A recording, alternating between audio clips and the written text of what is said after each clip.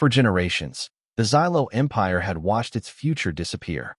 They were one of the most advanced civilizations in the galaxy. They had conquered diseases. They had mastered faster-than-light travel. They had built cities that floated among the stars. But there was one enemy they could not defeat: their own extinction. It began with the children. Every infant born in the Xylo Empire seemed healthy at first, bright, strong, full of life. Then something terrible happened. Within hours, their tiny bodies became overwhelmed with energy. Their hearts raced. Their minds became restless. They couldn't sleep. They couldn't calm down. No matter what doctors tried, the result was always the same. The child would burn through its own life force and die within a single day. The Xylo called it the Great Fading, a disease no one understood, a curse that slowly pushed their species toward extinction. At first, the scientists believed they could solve it. After all, logic solved everything. Or at least that was what the Xylo believed. For thousands of years, they had built their entire civilization around reason. Emotion was considered primitive, messy, unnecessary. They trusted data, numbers, science, nothing else. So they built better hatcheries, better incubators, better monitoring systems. Every newborn was placed inside a perfect environment. Temperature controlled, air purified, nutrition carefully balanced, every heartbeat monitored, every breath analyzed. Nothing was left to chance. Yet the children still died, one by one, month after month, year after year. The hatcheries became graveyards. Dr. Hyla Sarah had spent most of her life trying to stop it. She was the director of the hatchery initiative. Every day, she watched newborn children fight for life. Every day, she watched them lose. The failure haunted her. She had rewritten medical programs thousands of times, created new treatments, designed experimental technologies. Nothing worked. Nothing. Meanwhile, High Counselor Kalin believed the answer would eventually come through logic. He refused to consider any other possibility. To him, the Xylo were superior, the smartest species in known space. If a solution existed, they would find it themselves. Eventually. And there was one species he trusted less than anyone else. Humans. Humans came from Earth. A chaotic death world filled with danger, violent storms, predators, diseases, emotions. The Xylo considered them primitive, unpredictable, barely civilized. Kalin openly disliked them. That was why nobody paid attention to the human workers stationed on the planet. They performed simple maintenance jobs. Cleaning, repairs, basic labor. Nothing important, nothing sensitive. Certainly nothing involving the hatcheries. One of those workers was a quiet human named Daniel. Most Xylo barely noticed him. He kept to himself, did his job, never caused problems. Just another insignificant human. Or so everyone thought. Then everything changed. One morning, a silent emergency alarm activated inside the High Council chamber. Every council member immediately turned toward the giant main screen. The alarm came from Hatchery Gamma, the most important building on the planet. Inside that hatchery were the last 3 newborn Xylo infants, the final hope of an entire species. The room fell silent. Everyone feared the worst. Another failure, another tragedy, another generation lost. The security feed appeared on the screen, and what they saw made no sense. The babies were alive. Not only alive, sleeping, peacefully, for the first time in decades. The entire council stared in shock. No one spoke. No one moved. No one could believe it, because sitting on the floor beside the empty cradles, holding all 3 infants against his chest, was a human, Daniel. The children rested quietly in his arms. Their bodies no longer shook. Their glowing skin no longer flickered wildly. Their breathing was calm, steady, peaceful. It looked impossible. High Counselor Kalin jumped to his feet, his face filled with anger. "Security," he shouted. "Remove the human immediately." To him, the explanation was obvious. The human had broken into the hatchery. He had contaminated the children. This had to be some kind of attack, some kind of biological sabotage. But Dr. Sarah wasn't looking at Daniel. She was looking at the medical data, and what she saw terrified her even more. Because the numbers were real. The infants were healthier than they had ever been. Their heart rates were stable. Their energy levels were normal. For the first time in years, the great fading had stopped. Sarah slowly stood. Her voice trembled. "Wait." The entire council turned toward her. She pointed toward the screen, toward the sleeping children, toward the human holding them.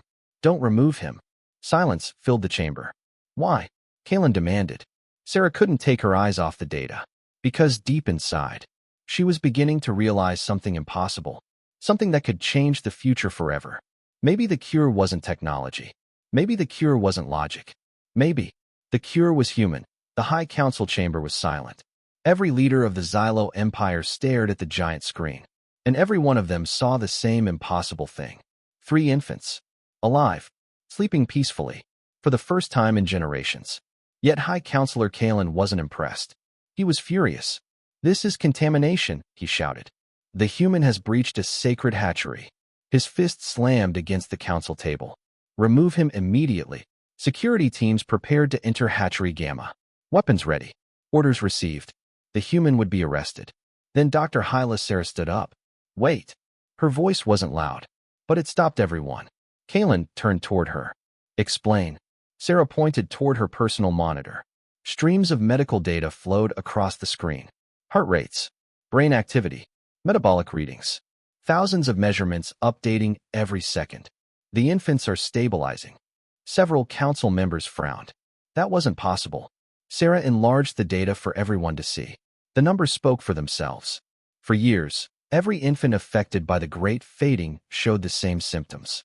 Racing heart rates, extreme energy spikes, chaotic brain activity, complete inability to rest. But these infants were different. Every dangerous symptom was disappearing. Their breathing had slowed. Their heartbeats were steady. Their metabolism was normal. For the first time in decades, the babies were healthy. The room became quiet. Even Kalin stopped talking. How? One council member whispered. Nobody knew. On the screen, Daniel shifted slightly against the hatchery wall. One infant slept beneath his chin. Another rested on his shoulder. The third was curled against his chest. He looked completely unaware that the fate of an entire civilization now depended on him. Then something unexpected happened. Daniel started humming. A soft melody. Simple, gentle, ancient. The sound echoed quietly through the hatchery. Several council members looked confused. What is he doing? Sarah answered immediately. It's called a lullaby. The word the council chamber was completely silent. Nobody was arguing anymore. Nobody was demanding Daniel's arrest. Because the evidence was impossible to ignore. The babies were alive. Not barely surviving. Not fighting for their lives. Actually sleeping. For generations, the Zelia Empire had never seen such a thing. Their infants didn't sleep. They couldn't. The Great Fading always consumed them before true rest could happen. Yet now 3 newborns slept peacefully against the chest of a human janitor. High Counselor Kalin stared at the medical data. Every number contradicted everything he believed. Every reading shattered decades of scientific certainty. And he hated it. There must be another explanation, he said. There has to be. But Dr. Hyla Sarah was already investigating. Her eyes raced across the data streams. The answer was hiding there. She could feel it. Suddenly her expression changed. She found something. Look here. The council members gathered around her display. Sarah enlarged several readings. One belonged to the infants. The other belonged to Daniel. At first, nobody understood. Then the pattern became obvious. The baby's heartbeats were synchronizing with Daniel's. A council member blinked. What does that mean? Sarah's voice trembled with excitement. It means they're following him. Confused looks spread across the room. She pointed at the graph. Their bodies are copying his rhythm. The Zelia infants normally existed in a constant state of panic. Their hearts accelerated. Their metabolism accelerated. Their minds accelerated. Everything fed into everything else. A deadly cycle. But Daniel's body was interrupting the cycle. His heartbeat remained calm, steady, predictable. And somehow the infants were responding. Sarah opened another screen. Thermal readings. The warmth is helping too. The council stared. His body temperature is higher than ours. Another graph appeared. His breathing patterns are affecting them. Then another. The vibrations from his voice are calming their nervous systems. One council member slowly sat down. We built machines to do all of this. Sarah nodded. Machines can imitate life. She looked toward the screen. Toward Daniel. Toward the sleeping babies. But they cannot replace it. The room fell silent again. For thousands of years, the Zelia had believed perfection came through control. Everything had to be measured. Everything had to be optimized. Everything had to be precise. Without realizing it, they had removed the very thing their children needed. Connection.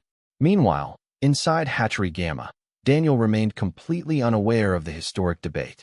One of the infants suddenly stirred. Its tiny glowing body twitched. A weak cry escaped its mouth. Immediately, the medical monitors reacted. Heart rate rising. Energy levels increasing. Warning indicators flashing. The council gasped. The fading. Kalin shouted. It's returning. But Daniel simply looked down. Hey there, little one. His voice was soft, gentle, kind. He carefully adjusted the infant against his shoulder. Then he began humming again. A simple melody. Nothing scientific. Nothing advanced. Just comfort. The infant slowly relaxed. The crying stopped. The heart rate stabilized. The warning indicators vanished. And once again, the child fell asleep. Nobody spoke. Nobody could. The miracle had happened right in front of them. The great fading wasn't a disease. It wasn't a virus. It wasn't genetic. It wasn't biological failure. It was loneliness. The realization hit Sarah like a wave. For generations, Xylo infants had been raised by machines. Perfect machines. Efficient machines. But machines nonetheless. No warmth. No touch. No comforting voice. No living heartbeat nearby. The babies weren't dying because something was wrong with them. They were dying because something was missing. And a human had discovered the answer without even trying. Not through technology. Not through science. Not through logic. Through compassion. Across the chamber, tears appeared in the eyes of several council members. A reaction their society rarely experienced.